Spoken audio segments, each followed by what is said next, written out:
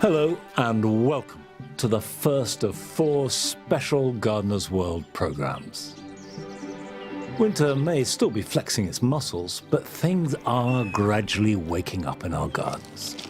And the countdown to spring and the start of another gardening year has begun.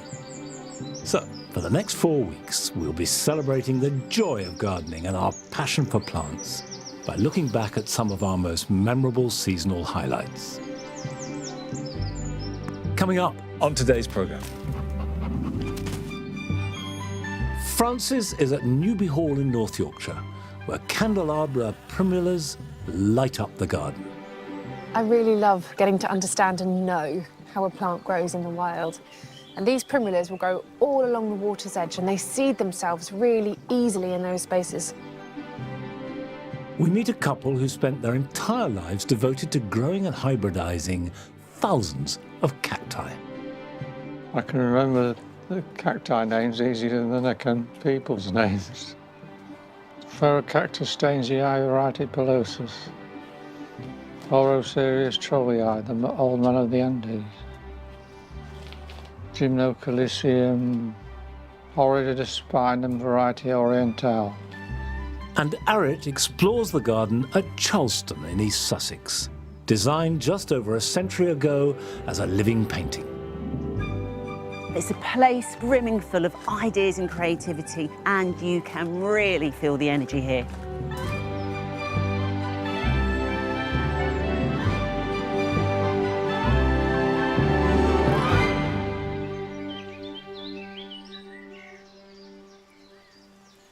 Despite the seemingly endless rain at the start of last year, it's a bit wet, isn't it?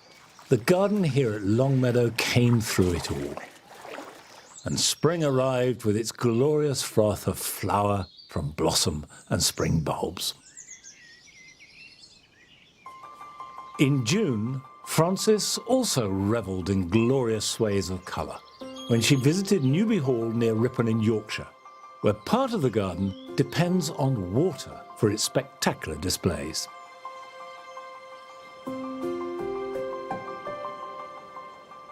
The first thing that strikes you about Newby Hall is its really clever design.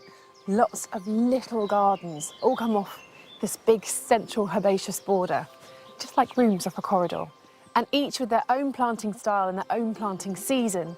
So when you come here, no matter what time of year, there's always something to look at.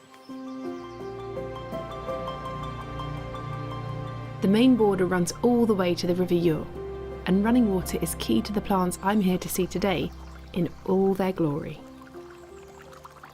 This is the water garden, a huge pond fed by a gently running stream and filled with stunning wetland species. So there's Iris pseudochorus, very majestic Gunnera manicata and Regerzia, amongst others. But undoubtedly, the star of the show here has to be the Candelabra primulas. They're absolutely stunning.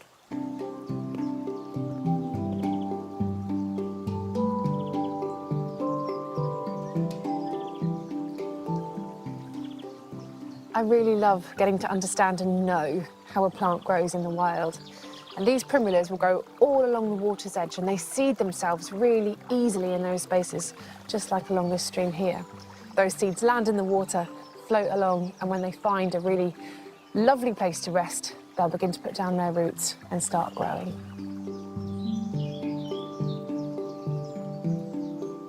Candelabra primulas are beautiful sculptural plants originating from China and the Himalayas, where they grow in wet mountain meadows, along streamsides, on muddy slopes and in moist open pastures. And this gives us a clue as to where we can grow them in our own gardens. Any plants that grow in or beside water have a lot of challenging conditions to deal with. The first is they have to cling on and not get washed away, so primulas have very strong roots. The second is that they have to get air to the roots as well as to the top of the plant. So as with many wetland plants, primulas have spongy roots also, so they have air right underneath the soil for gas exchange and all the other essential things the plant has to do. In simple terms, the plants are breathing and using their spongy roots to hold and exchange oxygen and carbon dioxide.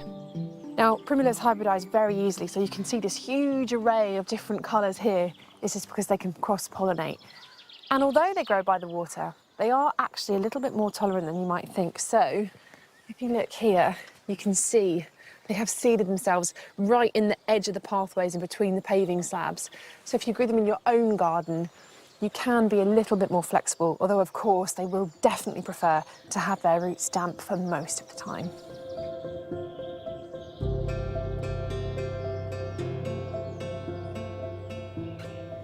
Here among the grasses, shrubs and trees is Primula japonica postford white with its majestic stems of beautiful white flowers. Candelabra primulas get their name from the whorls of flowers produced in tiers all the way up the stem. These whorls contain about 10 or so flowers and will form every 5 or 6 days a new tier. So you can see that some of these have already been flowering for a number of weeks and there are still new flowers forming on the top. That gives them a really long flowering period, which of course is great in the garden, but there is a reason for it. The longer a plant flowers, the more chance it has of being pollinated, because in bad weather, pollinators won't come out. So this flowering for weeks and weeks means there's a really good chance that they will. And you can see the flower form itself really sucks you in when you look closely at it. You can see the throat of the flower, where that nectar is situated, and pollinators can access it. It's always really worth getting such a good look up and close at the flowers, just to really understand them. And the reason that these flowers are so tall, again, it's very beautiful, but it's so that insects can see them in other wetland plants and find those flowers. As you go down the stem, you see that these have very, very big leaves. And there are a couple of reasons for that. So in a shady riverside, that will maximise the chance of being able to capture bits of sunlight. But big leaves in a wetland meadow, which these can also happily grow in, will shade out the other plants around the primulas and give the primulas more chance of growing and less competition close to its roots.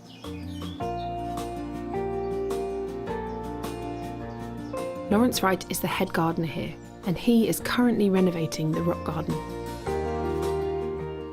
So this is obviously a work in progress, but tell me about this amazing transformation that's happening. We've spent the last sort of 4 or 5 years actually working through the rock garden project. Right. It's a fascinating story.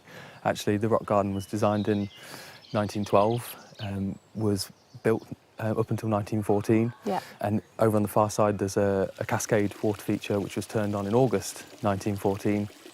And then the entire garden team went off to war, and there's basically been 100 years of neglect.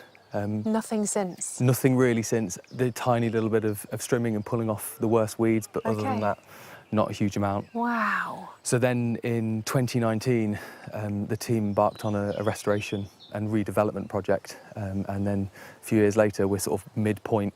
It's beautiful. So talk me through this. I can see, obviously, there are the primulas, which you wouldn't typically expect to see in a rock garden necessarily. What we've done is where we've got the sunny, more open areas, we're then using that as a space to showcase alpine plants. And then in the shady areas, we've gone for a more woodland planting style. So it's given us huge variance of interest in the planting. And then specifically here, where the primulas are, it's naturally a damper area of the rock garden. Okay. And originally, we actually set out with the view of growing the Meconopsis, the blue poppies. Which are looking stunning. Looking stunning right now. And it naturally stays wet enough here for them to happily survive. It's naturally wet, but we've done a little bit of landscaping to try and encourage the moisture to stay. So we've actually created a very slight valley, and it runs around the area that the Meconopsis and the primulas are in. Essentially, rain that falls on the top of either side of the valley runs down to the middle, and then we try and keep as much moisture in the soil as possible. At the bottom of that, we've incorporated loads of well-rotted manure, which is great for the Meconopsis specifically because they enjoy really deep, rich, fertile soil, but it holds moisture as well. Okay. So everything that's great for the Meconopsis is then fantastic for the primula too. You must be really chuffed with how this is all taking shape. Really chuffed.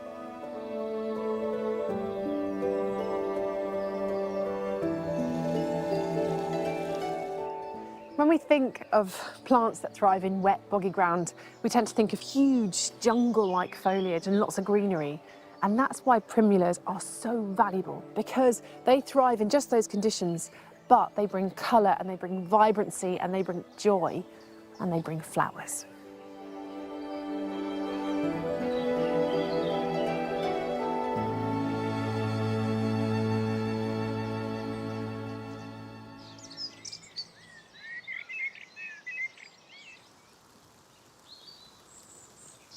As spring gives way to summer, there is a real sense of change in the garden. But to make the best of that transition, there's a certain amount of tweaking that you have to do. I said we're in a period of transition, but of course that means the arrival of lovely things as well as the disappearance of others. And here in the Jewel Garden, the dominant colour is purple from the alliums. This is purple sensation. But it can be a bit dominant, but I think we've got it about right. And I love the Iris sibirica with its bluey mauve colour. However, the plants that are going over are not looking so good, obviously. And a really good example is the Imperial Fritillary. But it's a mistake to cut them back because you want to let the plant die back as much as possible, and that will feed next year's bulb. Whereas if you grow bulbs in pots, like these tulips, you can be more proactive. And I'm now going to empty these pots and use them for summer planting. So, first thing to do is to take the seed heads off. And I would recommend doing this on any tulips or daffodils that you grow in pots. So I'm going to just cut around the edges.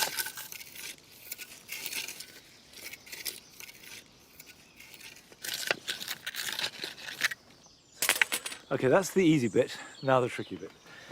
Lift this up, and this is why I've got the barrow here. Hope this comes out in one piece. Yeah, there we go, not too bad. There we go.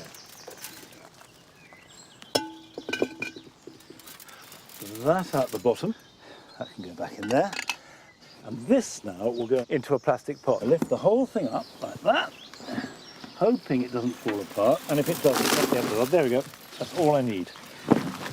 Now, I will put this somewhere that gets at least half a day's sunlight. It must have some sun, and the more the better. And leave it until there is no green in the foliage or the stems at all. So we'll put those to one side for the moment. Now, I've got this pot, which I can use for a summer display. And what I've got are dahlias. Now, these are both a dahlia called David Howard, and I love David Howard. It's got a slightly darker leaf and a wonderful orange flower. And you can see that with these, I've cut them back. I've cut back the stem, and we've got side shoots developing. Don't be frightened of doing this, because the side shoots will have more flowers.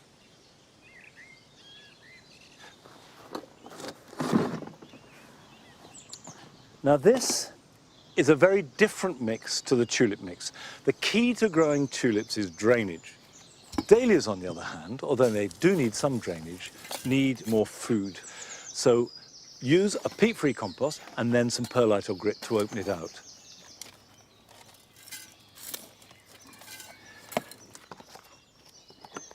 We'll take that out.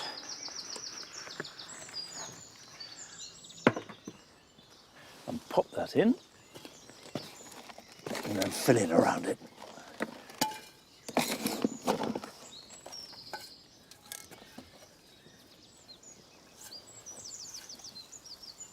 In the horticultural calendar of live events, Malvern Spring Festival signals the start of the herbaceous show season. And with plenty of new varieties to discover, it's a real plant lover's paradise.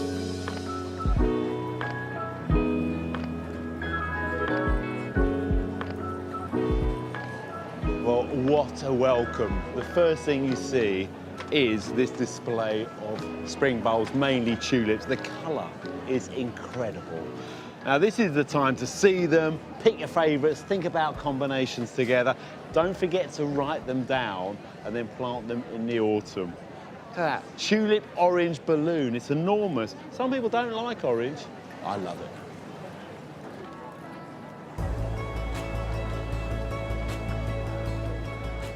Wow, I'm glad I brought my sunglasses today. This is a serious colour combination, isn't it? I mean, we've got the blood orange of this azalea next to the lipstick pink of the other one. That is a bit too much for me to put together, but azaleas I've recently planted on a job, and they are perhaps a little bit out of fashion. Maybe this is part of their comeback. I've planted them on a bank in a sort of straight line, and after flowering, I'm going to clip them back and almost semi-topiarize them like an evergreen hedge. And then this time next year, they will be covered in flowers again. And you just can't beat them at this time of year for colour. You've got slightly woodlandy conditions, acidic soil that will hold a bit of moisture, maybe underneath the trees like these maples, they will sing out. Some people love crazy combinations like this. And if you do, go for it.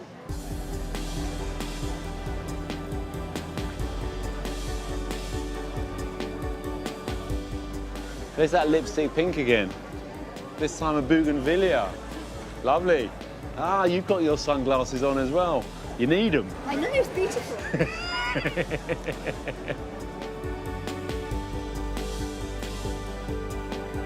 Right, well, it looks like you all want to buy geums. I don't know where Roger is. Beautiful plants, aren't they? I mean, I don't quite know how to use this either. Where is he? There's people just queuing up here trying to buy his plants. Roger! Oh! So Roger, you've got this really interesting collection of colours. Yeah. You're breeding them? Well, I'm breeding them, but I get a lot from self-seed as well. They're very popular at the moment. They're very popular. Is that down to you? Well, I hope so, yeah. I'd like to think it is, yeah. Well, good, they're just so easy and they're pretty indestructible, really. They're rabbit-proof, slug-proof, deer-proof. Yeah, yeah, and they'll go just about anywhere that's not hot and dry. You haven't said they're beautiful. Once. Well, yes, well, they're beautiful. Well, yes, well, that goes without saying, doesn't it? Yeah. It's the foliage as much as anything as well that attracts me. And for wildlife, the bees? Yeah, the bees love them, yeah. Why geums for you? It's the first plant I ever bought, Borisii. Geum Borisii, Aye. first plant. That'd be about 30, somewhere around there. Okay, so just last year then? Well, I wish it was. I better leave you because you've got a lot to sell. Yeah. They're queuing up for them. Lovely to meet you, Roger. Lovely to meet you. Thank you. Thank you. Cheers. Thank you. Bye-bye.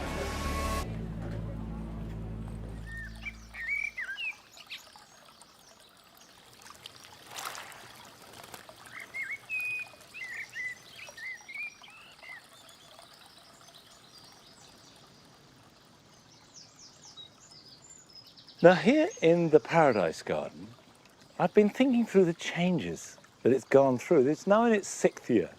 I started to plant it up in 2018. And back then I had this idea, I wanted matrix planting using grasses. It was a steeper tenuissima that I had in all the 4 beds. And then the idea is that plants will grow up through the grasses.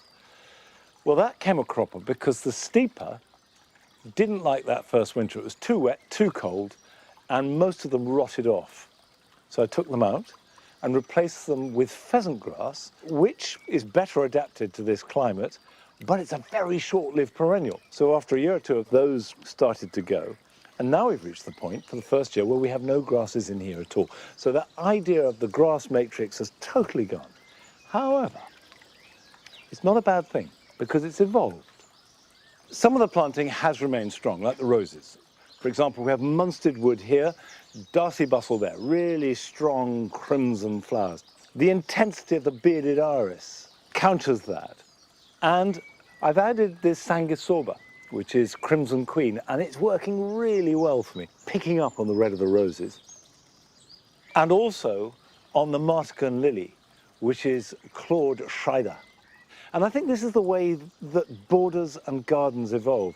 You try something, it doesn't work. You try something else, oh yeah, that's going a bit better. You pair it with a third element, and suddenly it's coming alive in a way that you didn't envisage originally, but it's happening, and it's taking a life of its own.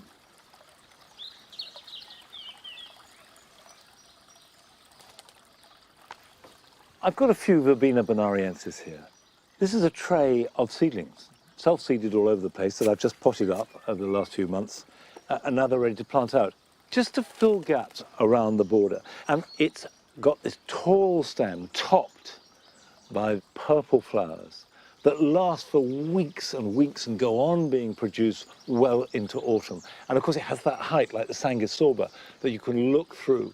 And as long as it gets sort of half the day's sunshine, will grow almost anywhere. Now, my whole approach to gardening is exemplified really here in the Paradise Garden, which is very general. I like a good mixture. But I have huge respect for those people who have devoted their lives to mastering just one group of plants. And this certainly applies to Brian and Linda Goody of Cactus Land in Lincolnshire. And I think it's fair to say that Brian knows more about cacti than anybody else alive.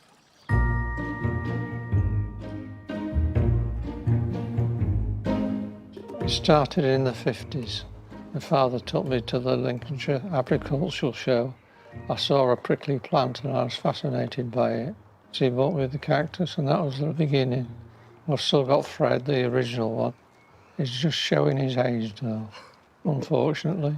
I've been around cactus more than 60 years, near 70. I started growing them and just put a notice out on the roadside, cacti for sale. Start somewhere. We eventually settled, got married, didn't we? At that stage you were running a general nursery, weren't you? All sorts of plants with cacti as a hobby. We had the decision to make whether to be a garden centre or to do something else. And you decided you wanted to specialise.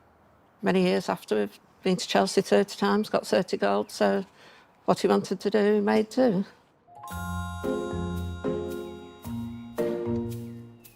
22,000 square feet. How many cactus? I honestly don't know. Well, on one of the bench of the small plants, we've got about 17,000, you estimate, don't you? Yeah. And we've got 13 benches in this area alone. You know, as their daughter, I've grown up with it, and basically for both of them, it's been a dedication. It's long hours, but also it's been such a pleasure for them. When we started doing flower shows, I realised I had to have something different to everybody else. We were showing big plants, but nothing in flower. So that was the beginning of the hybrid breeding. He absolutely adores hybridising the cacti because he likes creating new plants with sometimes flowers that go on for weeks and weeks and weeks. So he uses a children's paintbrush, basically. So he's acting like the bee, and he will cross-pollinate from one plant to another plant, but it's not a short-lived job. It takes many, many years to actually make the new hybrid. And to get the first one into flower from when you're pollinating them, etc., you can be looking 3 or 4 years, depending on the kind of plant it is. But before you've got them on sale, it can be 10 years. This is my favourite of this year. It's a brand new variety that we've hybridised. We've probably done about 100 different Chamelevivias that are nice, but in my opinion, this one's outstanding. If you want a free-flowering cactus, generally speaking, buy a Rebutia, a Chamelevivia, or even Astrophytum. And we give cacti a high potash feed. Cacti and orchid, it's actually the same feed. I would suggest that you feed them every 2 to 3 weeks. Stop feeding mid-August. This is one of my favourite plants. It's called a Stenocactus confusus. It has everything, I believe. It has wavy ribs, and then you've got the fantastic, lovely spines here, and even produces the pretty flowers for us in the springtime. It's a lovely, easy plant to look after. Like any of them, it does need to see the sun. Keep them dry in the winter time. They need to have a rest from growing so they can make the flower buds for next year. Through the summer, treat it like a normal house plant. Give it a good watering. When it's dry, water again. So that's usually about once a week.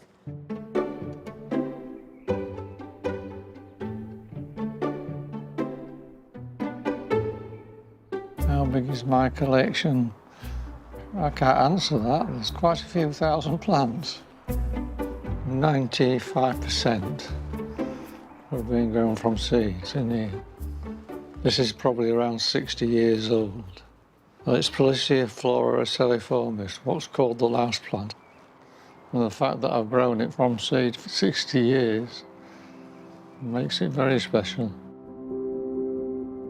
The passion has been my dad's, but it's grown on my mum, and basically the two of them together have actually grown the business together.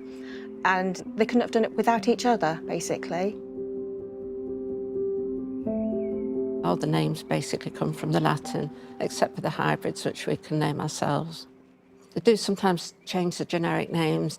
The Stenocactus family, which I like, they used to be called Echinophosilocactus, and we had one called Echinophosilocactus zacatacensis. So if you want to try and say that one quickly, you have a problem. I can remember the cacti names easier than I can people's names. Ferrocactus stainsii Arit Anderson, Oroserius trollii, the old man of the Andes, Gymnocalicium horridespinum variety orientale, Neopateria multicolour yellow spined. So you don't know? Yes, definitely. Well, which one? Which one? I'm not telling you. But obviously, the dream kept growing, and this is what he has ended up with. That they are his extended family at the end of the day. Getting a bit more hard work now than it used to be. They're still fun there, but we're both getting a bit older and it's taking more of an effort to get all the jobs done that needs doing. Well, I've decided to retire. I can no longer successfully do the shows, unfortunately. I know I can't manage them now. When you realise you can't do everything you want to do with the nursery, it's time to stop. Oh, I'm very proud of my parents. You know, it's something they've put all their effort into for so many years, and they've just achieved so much, basically. And, you know, many people now are saying, well, when they've retired, there isn't going to be anywhere that they can actually go and see such a wide range of cacti in this country. I'm just hoping that somebody else comes along and starts breeding hybrids. It's the future of the cacti. We'd like to think that someone else would carry on with specialising with them, but we'll wait and see. It's been a busy life, hasn't it? It's been very variable. Some people said to me, if you worked in an office, you'd probably be dead by now.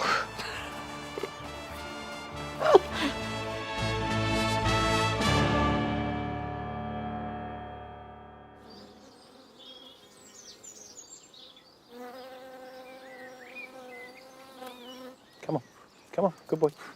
Come here. Good boy. Can I have it? Thank you very much.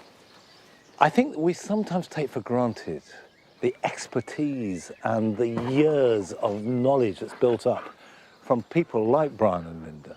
So I just hope that that knowledge and the plants can be passed on and carried on to future generations. Do you want that? Are you going to make a fuss? Go on then, look after it for me, all right?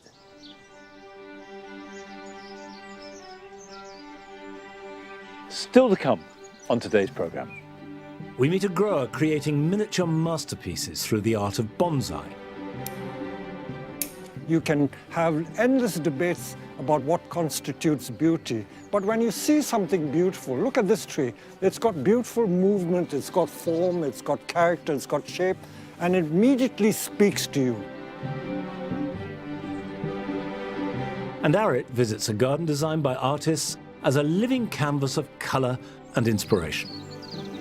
You can really see how the garden fed these artists, whether it was the colour palette, whether it was taking vignettes of the planting combinations and painting them, even in their sculpture work. There's a painterly quality through the home and through this garden, so that there is almost no discernment between what's inside and what's outside.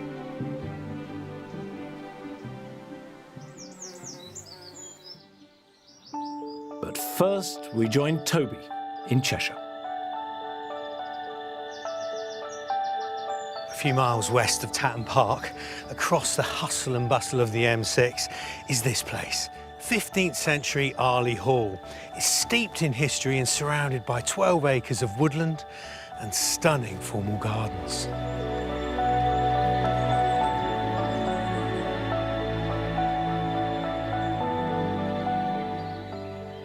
The gardens here at Arley, they go way back. I'm talking early 19th century. There are formal ponds, eye-catching vistas and the architecture of topiary. Well, so far, so expected, you might think, for a grand country garden. But wind the clock back 200 years, and this place was at horticulture's cutting edge, with an idea that was so white hot, it's still influencing the way we plant today.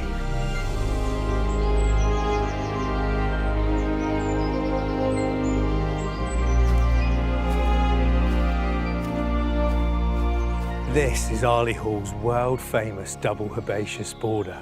I mean, just incredible. It's world-famous for a reason, because it was the first of its kind in the UK, possibly the world. When it was set out 200 years ago, the idea of using herbaceous perennials, things like delphiniums and cranesbill geraniums that die down to their roots in winter and then come up and flower every summer, I mean, it was completely avant-garde. Even clustering them together in the border was a new thing, never mind having two together. So this design wasn't just brave, it was mind-blowing.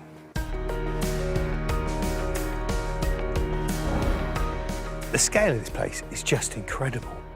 The borders are a full 75 metres long. You know that expression, go big or go home? It could have been invented for this place, because this bed is 5 metres deep, path 4 metres, then another 5 metres of flowers. And the length, well, it's about as long as a football pitch to my eye. You can forget jumpers for goalposts. Toby Towers add a bit of class. The planting here is really clever, because at first glance, it looks like there's symmetry on either side of the path. But yeah, the same plants appear, but they're not quite opposite. They're slightly out of kilter. The shaken symmetry leads the eye, one border to the next, all the way down to the end. And as you look down the border, because you've got these nodes of colour, well, it creates the illusion that they're joined together. It bunches them up and makes the borders look even more abundant than they actually are. Now, I love chocolatey leaf plants because they create such wonderful contrast with their neighbours. Now, you see this Lysomachia? I'll put that next to the flowers on the Astrantia there. See how much brighter they look? There are flowers for now with the delphiniums and thalictrum, but also blooms to come, like the helenium. And most important in a border design that has lots of herbaceous plants, there are knitters. You see, because herbaceous plants disappear and come back each year, they're always different, and gaps are just an inevitable part of having a border like this. And the knitters, like geraniums and Astrantia, because they're gently spreading, they tie the design together. Keeping these borders looking so seamless is head gardener Gordon Bailey. The plant list for Arley must go on forever. The gardens here are just so full. I mean, you must propagate an awful lot of plants. We grow something like 45 to 50,000 plants a year for our own use. And is the idea that you're packing the borders full, obviously for display, but is there any benefits to that? Does it keep down the weeds? Well, definitely, if you can keep the ground covered, then it definitely suppresses the weeds. That's a big advantage for us, but it's really for the colour of the flowers that we're doing it. One of the things I have to say that I really admire about your garden style is you haven't just gone with the successful plants, because you know how this can be. You get a plant that does really well, it can start appearing everywhere. You curate this beautifully, everywhere looks distinct. Do that on purpose. We don't want to see the same plants repeated all the way around the garden. So in here we've got verbascums. They're also allowed in the herbaceous border, but we don't allow them anywhere else in the garden. If they start to appear in the next area of garden, we rogue them out. I mean, for anyone gardening, that's such a good tip, because you can end up with a garden of survivors, can't you? Yes, yes. It's so easy to propagate the easy stuff. Yeah. It's more challenging to work with the difficult things, so that's what we like to do. We like to push ourselves. And balance is everything in the herbaceous borders. Absolutely, yes. Just keeping the scale and the colours and the textures of the foliage and everything together. It's all got to be taken into account when you're doing it. Do you have a plan for where they all go, or do you just sort of, I suppose, evolve the borders every year? The border really evolves. We keep a record of what's where. so we know what it is, and then on that record we make notes as to what we're going to move. Yeah. Then we'll shift them around in the autumn winter period, and then take another note again, and then start afresh the next year. So Gordon, you've been the custodian of these borders for 15 years. In that time you must have done an awful lot of staking. Oh yes, there's been a fair few have been put into the ground, yeah. I bet you got some good intel on how to do it. Do you want to show me what your method is? Yeah, of course I can.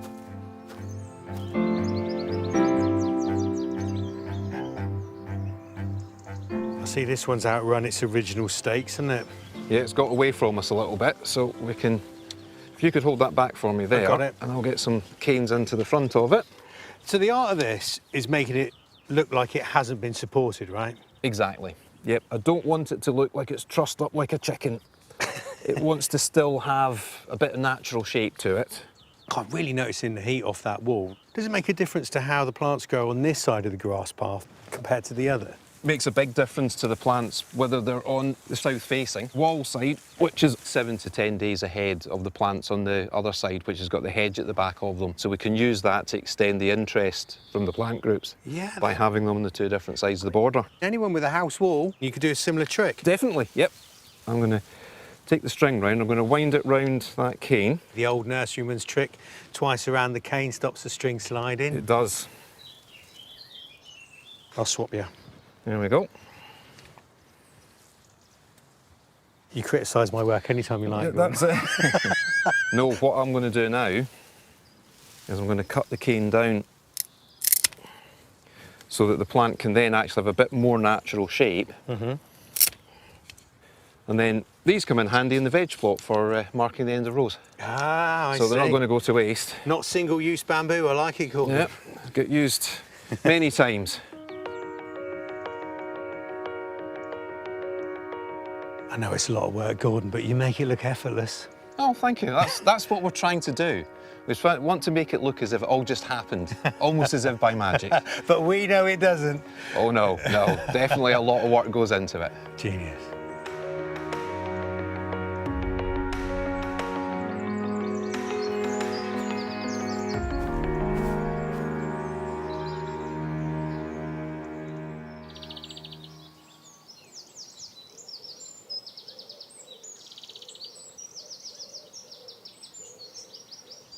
Over the past year or so, I've been making changes to the cottage garden here at Longmeadow. It's always looked good in spring and into the first half of summer, but failed to sustain that into late summer and autumn. So I've decided to add more roses and more plants that will extend its flowering season as long as possible.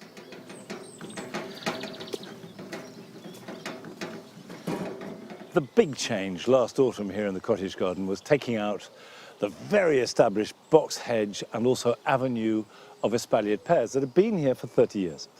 Really the thing that I'm trying to do now is to keep the change going through the planting, to extend the season. And you can see we've got sweet peas, we've got cosmos, we've got phlox, and we've got these geraniums. This is a geranium called Blue Cloud. It is really one of the biggest geraniums you can get and absolutely perfect for in here. But in order to keep it flowering, I need to cut it back a bit. And I know that can feel counterintuitive, but it really, at this time of year, you do need to be thinking about that. So, for example, we've got good flowering here, but down below, this is a mass of seed heads. And the plant will be putting more energy into the production of seeds than it will flowers.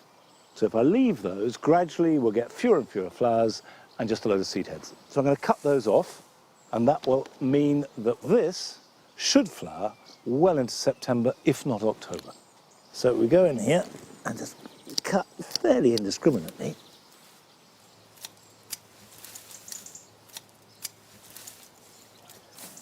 Now, I've got a space there which I could pop some annuals in, but what I've got here are some perennials that are going to go too big for the very front of the border, but I've got another spot where they'll be ideal.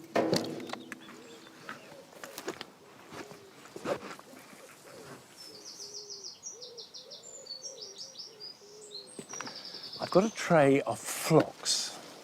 This is a variety called Bright Eyes. It's got a pale pink outer petals and then a really strong, lurid pink to the inner. And you can see here, this is one of the older borders. where it's a little bit thin. So I'm going to beef it up. Now, at the moment, obviously, these are small plants, but they will grow to about 3-4 foot tall. And the great thing about phlox, they are late summer flowers. They'll grow in most soils and most conditions, although they do need, ideally, at least half a day of sunshine. So don't put them on a north-facing wall. So I'm going to place them first. I want in here, I'm going to place, I can put one there. And I could put these in groups of 3 to get a really strong display. Right, let's get these in the ground.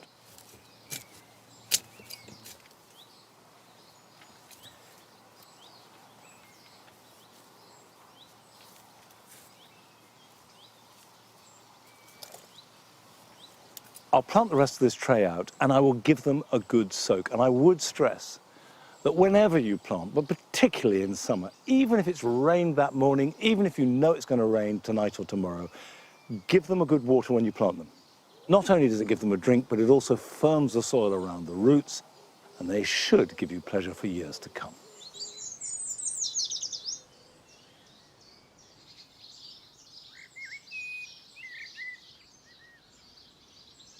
We've met many people with a passion for one particular type of gardening or plant.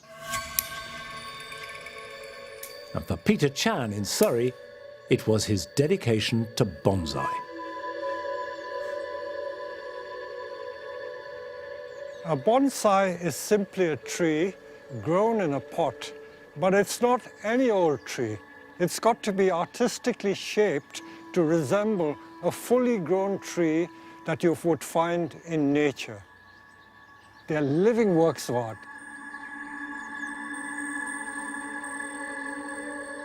Bonsai are loved by people for 2 reasons. They either engage in bonsai as a hobby or pastime, where they actually can create and make bonsai and look after the bonsai. And there are other people who keep bonsai simply as works of art. They buy a beautiful tree and they just admire it. They don't do anything to it.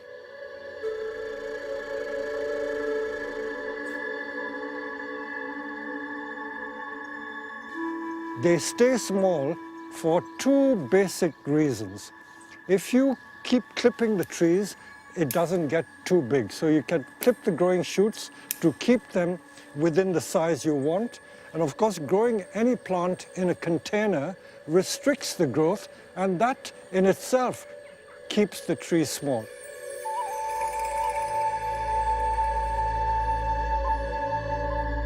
This tree has what we call movement. You see the lovely curly shape. It's almost like a dancing girl. The movement and the shape gives that powerful feeling and yet elegant beauty. This tree, I would say, would be approaching about 100. I've owned this tree for about 20 years. This is a Chinese juniper, and the variety is called Itoigawa, because it comes from the Itoigawa region of Japan. It has small and beautiful, fine, deep green foliage. When you see a beautiful curly trunk tree like this, it would have been shaped when it was very young using wire. And wire can create virtually any shape you wish. So if you look closely at this tree, you will find every single twig is wired in place. And the wires will create the shapes.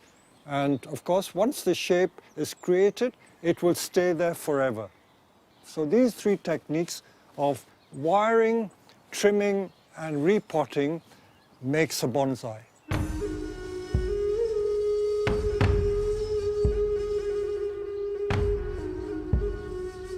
You can make bonsai from virtually any plant. The common ones you come across in garden centers is this Chinese elm, but hobbyists will use conker trees, pines, maples. You name it, you can make it. So almost any plant can be made into a bonsai. I love my maples because they change colors. The spring color is different from summer color, and the autumn color is always spectacular. You can grow bonsai from seed like the maples we've sown here, or you can get large trees and cut them down and make it into bonsai. But whichever method you choose to adopt, they do require time. You can make a bonsai from any plant or shrub that you can buy from a garden centre or nursery. This is a larch, which is about 5 or 6 years old. So I'm going to show you how you can do this very, very easily. The shapes are created by wire. So this is special bonsai wire, which is an aluminium wire coated brown so that it blends with the color of the trunk. We wrap it around the trunk tight, and I'm now going to bend it into an S shape. Provided the grade of wire is adequate, it will bend the tree into the shape I want.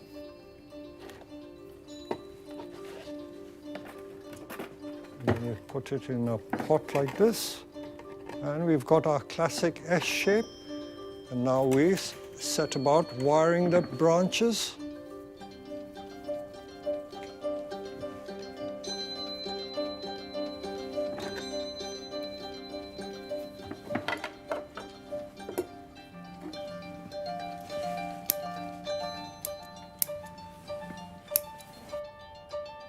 So how easy is that? Classic S-shaped bonsai, and all it needs is a little bonsai pot. And we can put it in a plastic training pot like that, and you've got your bonsai.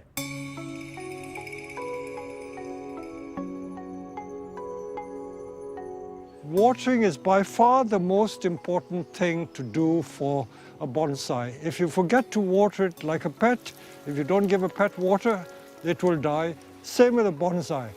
As a rule of thumb, just make sure that the soil is never bone dry.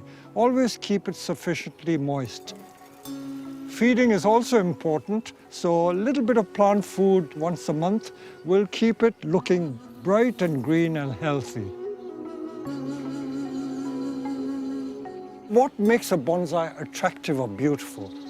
Like anything beautiful, it's hard to explain what beauty is. You can have endless debates about what constitutes beauty. But when you see something beautiful, look at this tree. It's got beautiful movement, it's got form, it's got character, it's got shape, and it immediately speaks to you. Bonsai was started by the Chinese probably about 2,000 years ago, and not by the Japanese, contrary to most popular belief. The word bonsai simply means a potted plant. Bon or pun means pot, and sai or su means tree. The Chinese have always loved plants, and they've always had a rich tradition in high-fired ceramics. So when plants and ceramic pots came together, the natural outcome was bonsai.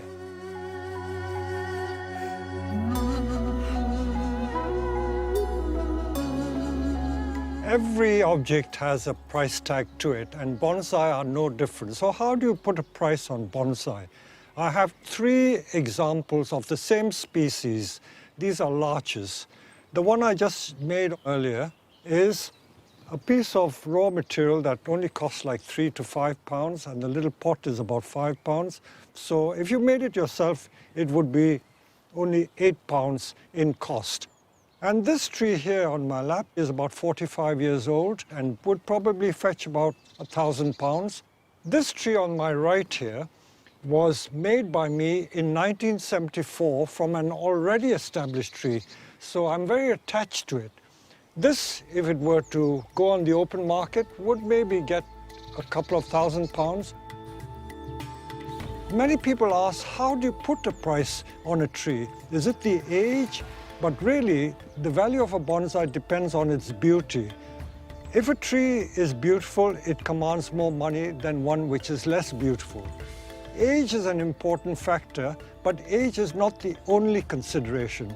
Same with people. If you're just old but not nice, you're not so likable or desirable. But if you're old and nice, everyone will like you and you're a much better person. Same with bonsai.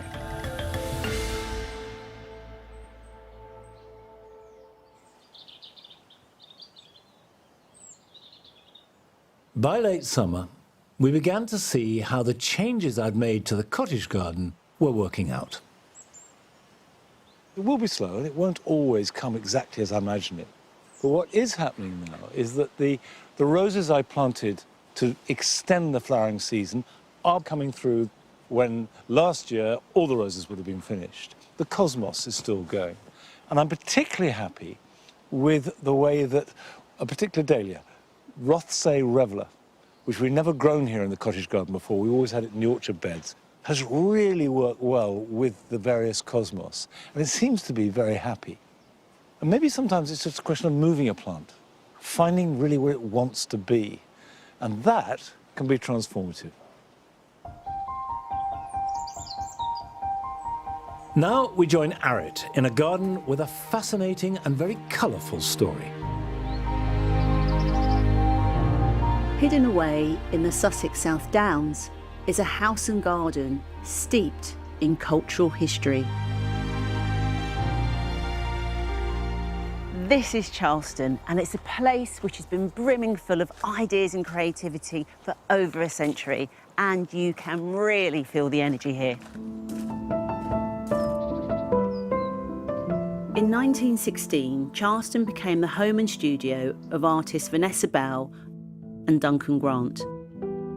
They were part of the infamous Bloomsbury Group, a circle of radical creatives from London who had liberal ideas and lifestyles. When they arrived, the garden was filled with fruit trees and vegetables, but after being redesigned in 1918, a rectangular lawn, gravel paths and flower beds were created. The garden became their canvas and they filled it with the flowers they loved to paint, which Vanessa alluded to in a letter she wrote in 1936. One result of the rain we've had is that when the sun does come out, everything seems deliciously fresh. The garden is now a mass of flowers with hollyhocks, sweet peas and zinnias. I wander about in it at odd moments for the pleasures of the sights and smells. You can really see how the garden fed these artists, how Duncan and Vanessa could come out and draw inspiration out of this garden, whether it was the colour palette, whether it was taking vignettes of the planting combinations and painting them, even in their sculpture work. There's a painterly quality through the home and through this garden so that there is almost no discernment between what's inside and what's outside. Today, keeping the spirit of Charleston alive is head gardener Harry Hoblin. It must be a huge privilege, but such a responsibility looking after this garden. Yeah, absolutely. I suppose I'm increasingly seeing my role in this garden as kind of like a guiding hand who's inherited this legacy and continue adapting to changing conditions as well, whilst also paying great homage to the original spirit and ethos of this garden. I love the wildness of it and that feeling of annuals that jostle up against perennials. And as much as it kind of looks as if it's wild, I'm sure there's quite a lot of work that still goes into the garden. Yeah, it's an artist's garden, so it's supposed to be alive and popping with colour, and she talks in some of her letters about hollyhocks and dahlias growing through the fruit trees. This medley, I suppose, is perhaps the right word for it. But that does allow me to experiment with self-seeding. Most of the hollyhocks you can see in this garden have self-sown, and it's really just a case of editing out things that maybe you don't seem appropriate. The pressures on gardening is really difficult now, isn't it, with sustainability? How are you managing that here? Considering how I can make the planting as resilient as possible is of great importance to me. I've found increasingly that the phlox, they're really thriving in shadier positions. And then in those sunnier spots, perhaps I'm looking to introduce newer plants that can tolerate those drier conditions. You know, I don't think I've had the sprinklers on once this season, and it's actually much more important, I think, to be watering, if necessary, plants at the base. But actually that, for me, is still a sort of secondary measure to the most important thing, perhaps, if you're growing, you know, plants that like a rich, fertile soil, which is obviously mulching. So I produce most of my own compost here on site and try and do a thick mulch layer in late winter and early spring. Harry has a number of different compost heaps spread around the garden at Charleston, and he's proud of his sustainable recipe. This is what us compost enthusiasts call compost cakes. This is kind of a slower composting process whereby, I guess just like a cake, you're kind of layering up different materials. This has got a mixture of brown materials, which might be sort of dried hay, wood chip, and then also greener materials, so food waste, fresh grass clippings, which are obviously rich in nitrogen. Yeah. So I think I used to perhaps buy in more compost onto the site, but increasingly I want to be creating my own compost. reducing, reusing and recycling as much as possible.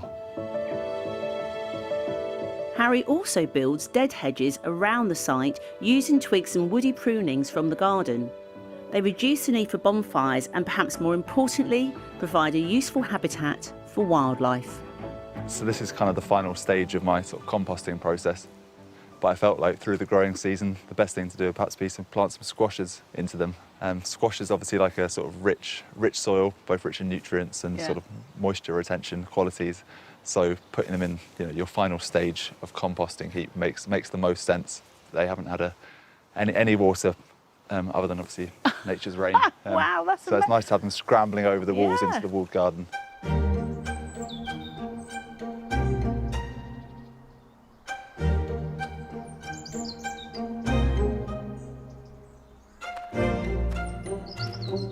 Coming to a place like this is so exciting. You don't know what you're going to see because it changes all the time.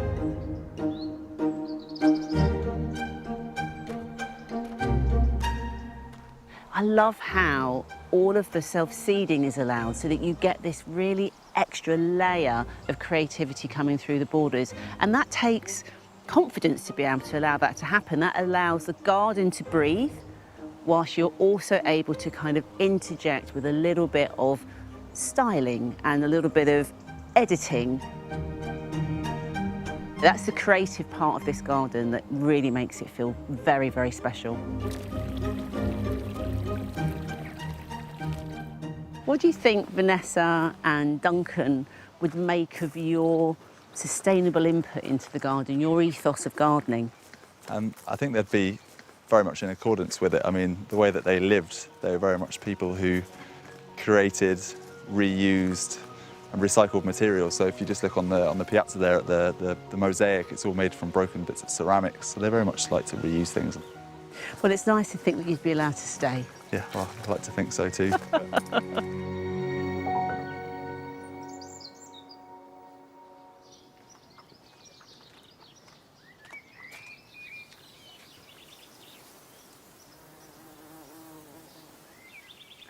I'd love to be able to claim that I had designed and carefully positioned the foxgloves and the cow parsley to look so artfully beautiful, but of course I didn't. They're self-sown. However, I can claim credit for the rose climbing up the apple tree behind it. It's a rose called Rosa multiflora carnea. Not very common. And I only planted that about 4 or 5 years ago. And you can see that already it's grown really big. It's climbed to the top of that apple tree, which is a full standard. It's big. And no doubt it'll get a lot bigger. And it's absolutely glorious. And I love rambling roses for the freedom they have. They differ from climbing roses in that the flowers tend to be smaller. They only flower once. And they smother the plant, and as the name suggests, they ramble. They grow very freely and often very big. And that makes them awkward if you've got a small garden, you have to admit. But if you can find room, and obviously you can train them along a fence as well as up, they add that sense of generosity and abundance for a few weeks in summer that nothing else can match.